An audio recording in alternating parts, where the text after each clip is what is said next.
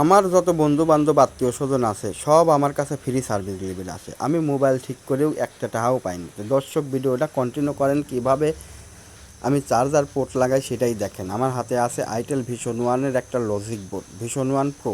আপনারা যদি কাজ শিখতে চান ভালোভাবে দেখবেন।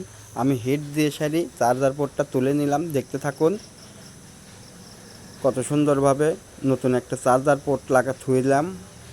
লজিক বোর্ডে এখন লাগাবো খুবই সুন্দরভাবে। এই যে সেট করে নিচ্ছি, দেখতেই পাচ্ছেন কত সুন্দরভাবে লাগতেছে। ফোনটার মূলত সমস্যা হচ্ছে চার্জিং এরো আসে, অর্থাৎ ফ্যাক্স চার্জিং, স্লো চার্জিং। তো দর্শক দেখতে থাকুন, এত স্লো চার্জিং আমি সব কিছু মাপে টাপে দেখছি। চার্জার পোর্টেরই সমস্যা, অন্য কোনো সমস্যা নেই, থাকলে অবশ্যই করে দিতাম। আপনারা আমার কাছে এ টু জেড কাজ শিখতে পারবেন, আইসি কেবল থেকে শুরু করে চার্জার পোর্ট সব কিছু লাগানো। এমনকি মোবাইল যদি ভেঙেও ফেলা দেন তারপরেও এই ফোন ঠিক করা সম্ভব আমি মনে করি। তো দর্শক দেখতে থাকুন কত সুন্দরভাবে চার্জিং পোর্টটা আমি লাগা দিচ্ছি। মূলত এই চার্জিং পোর্টের ভিতর 5টা লাইন আছে, একটা ভিভাজ লাইন, একটা গ্রাউন্ড, একটা নেগেটিভ, একটা পজিটিভ।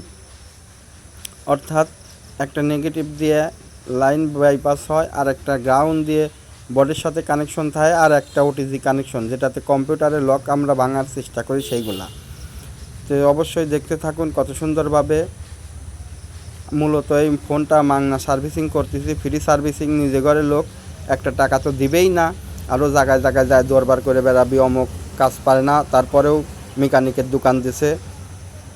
পাড়াঘরে কাজ করলে যা হয়। তো দর্শক, আমার মতো যারা পাড়াঘরের এরম অশান্তিতে আছেন অবশ্যই একটা কমেন্ট করবেন, ভিডিওতে লাইক দিবেন।